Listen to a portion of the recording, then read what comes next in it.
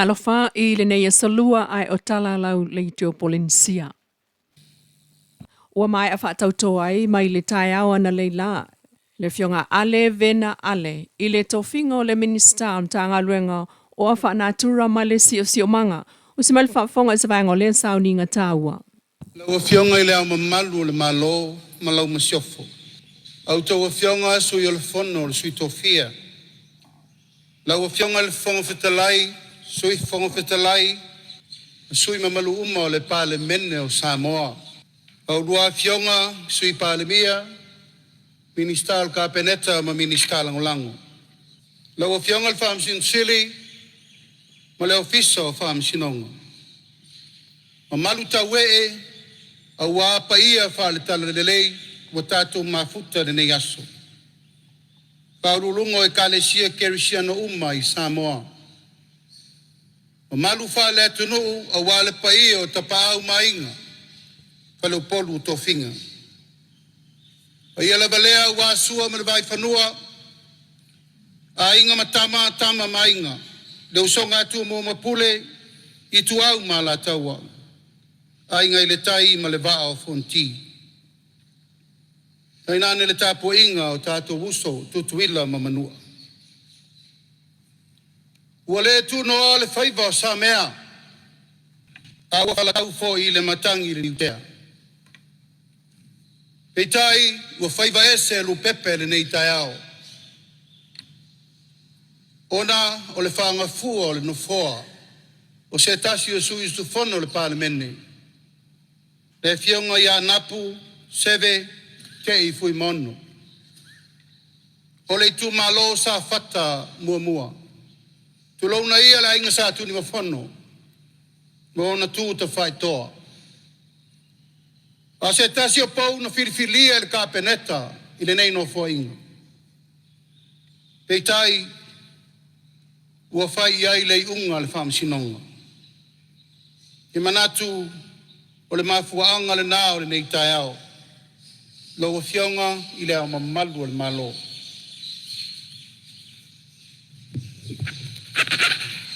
O lea, a te au le ava tele ma le whaaloalo.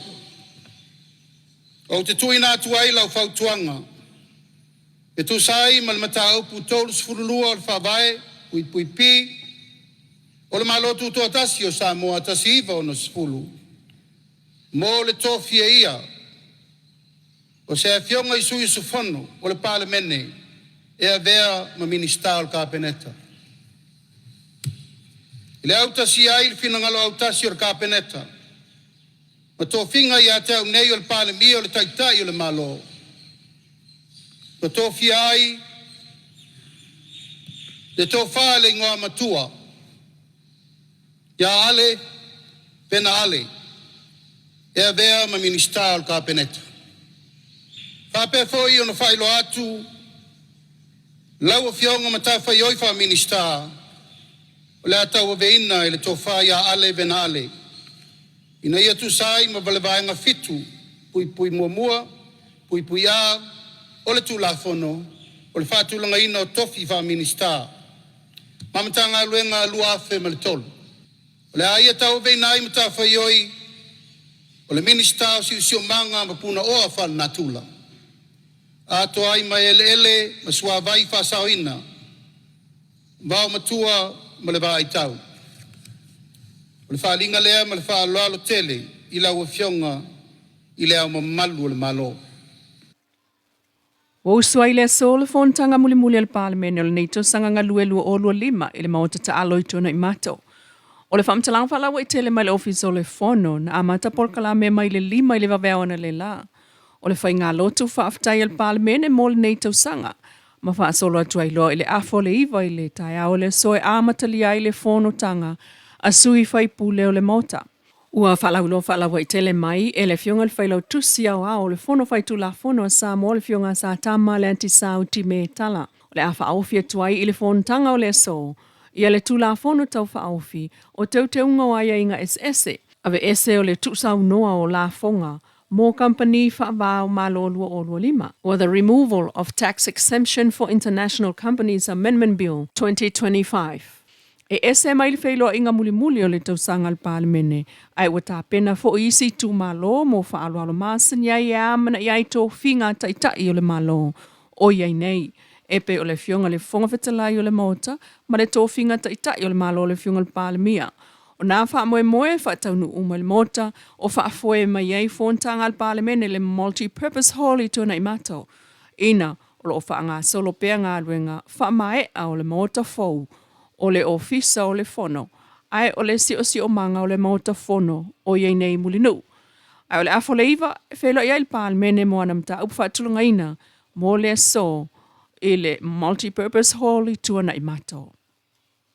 Inisi o TALA, o le tolu tausanga taluaina amata talanoa ai, le whailau tusi o malo au whaatasi o Antonio Cordes, ia mati lua tolu lua o lua. I le tatau ai o na puipuia tangata umolelo langi, mai whaalawelawe tupu whaafuasei, mai ia whaamaite ai le early warning po o lua i lapata inga. Ma ia o atu le tausanga i lua o lua fitu, wa iaini systems, po o ni masini, ma tō mai whaapitoa, e wawe ai ona i loa e tangata uma se whaalawelawe o le atupu a o le ia fia. E pei o le tapena iai o le ofisa wa ai tau, o ofisa of sota inga, o le whaatinonga o ngā luenga a o le i o mai se whaalawelawe, le wawe o le ngā uioi, e pei o na mōli mawina i le tele o soifua a fia i taimi o a wha. Mauna i ai le whailau tusi o malo au whaatasi, i o atu i le tausanga e lua o lua fitu, ua wha upenga ina uma tunu tangata e tali atu i whaalawelawe tupu whaafuasei. Ai mai se o le malo malona tiu te tau ave. Ai mai se foi o le mata i tuwino winga o le tau mauna ngā solonga o sa uma. Ia umane le 5 tausanga ia mati lua o lua 5 wa ta atiani systems e pui ai tangata o le laulangi peitai. O le asolulu aso sultasi o te sema lua o lua 5 o le asolente anei. Na whaalau loa mai ai e le mtanga luenga oa whaanatura ma le sio manga Samoa. Le tāpenanga alo tātou fo ia tunu o iana ia awala e whaailo ma longo ai le tunu atua i ni whaalawelawe tutupu whaafuasei. E ala i le ngā luenga whaiwhaatasi a ofisa o le malo maana paanga e pei o le Disaster Advisory Committee o vaenga o matanga ruenga ma ofisa tu ma oti non-governmental organizations. Ua iai le whaataua ma whaamausali ai, fuafuanga manino e whaamalo si ai ulua i lapta inga mō tātou tangata ina ia puipuia mai se whaalawelawe e pei o se a wha a o le itupu. O lo oso solo lava le fionga le palemia, lauli al mali e toa, plata i vao le ua tea Forces Schmidt i ana fulfulanga e pei o le tapenai, o lana whailoa inga masui pole nuu, ai o tina, le ana whaia le asana nafi, ai o samail whaafonga i sa vaenga o le nā whailoa inga. I ia pele tua i lo nā lofa ma lo nā ngrelei. O tātou taunu mai le ngase o ata o malama o le tātou savalinga i le nei tausanga. Wa mata foi na upe o lo penga lana lafo i Samoa. Mai le urua i masina se ia taunu mai le pura la ngoto o le masina whaiu o le nei foi tausanga whaangaluenga. A le aunga ma le whaamoe le aso le nei le pai iai o sui no ma suita mai tai. O se avanoa sa mo iai whaalupe o nau mati, tau te awhi fio mai. Ma mato o mai whaatasi, se whai se tala. Ai sea, e iai le tūlanga e te tau ai, o na outou sila fia ma outou i loa, fuafuanga o lea ua mai au na whatatia e le tātou whainga malo whirwhiria. Se whululua, se whulutolu nei o vai aso. Talu o na maea le whirwhiringa Samoa. Ma ua whirwhiritanga ngai, lo mato whatau waa. E tau aveina o pufai o malo, ma le taitaina o le malo, i le nei 5 tausanga. O se whamoe na tātou tau pule o mai. O se whamoe na tātou la vasi o mai. O se whamoe foi. Na alua le tangata i e ta pena lo na loto i whale. Po whea nga i ai lana lango mole atunu. Peitai. Walu suanga le vatele ma le whainga whirwhiringa Samoa. Tasi ai le awha e tasi. Whirwhiri ai lo mato whatau waa. E o mai e tau ave Samoa. mo le nei 5 tausaga. A whaia mana tu natu le whainga malo filia o whei tu tino e te tau ona whei loai. O le tasi le nei tu tino sa manatu le whainga malo e te tau lava sui anu, sui tina tau na maua se tātou whei loa inga i se tai au whapenei. Pai sea, se i fofola le tātou whala e si i le matala langa se i wha leo manatu malangona se iau mai le tō whā, a loutou paia ma loutou mamalu. E mati ai le tātou savalinga mō leisi 5 tausanga o le tātou nofo inga.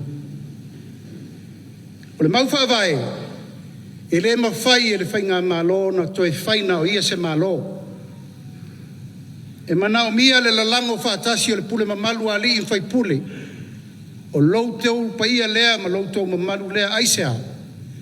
O outou uma, tai tō tasi uma wau whanga poto i le so, o le whiriwhiringa lea, o le tō whā lea, o le whautautanga lea, ai tū malo uma 5 sfutasi o Samoa. Le mafuai o na whau le whono le nei, o le whono, le sui anuu, le sui tina, e anga 5 iai le whawhawhenga iai, o le matanga luenga, tina mata mai tai, ma le tatou malo. Le whionga le Palemia i le whailoa inga masui o nuu ai o sui o tina mai a whioanga. Tala nā lau li tio Polynesia nei tu la manuia tau mango toil nei a solua.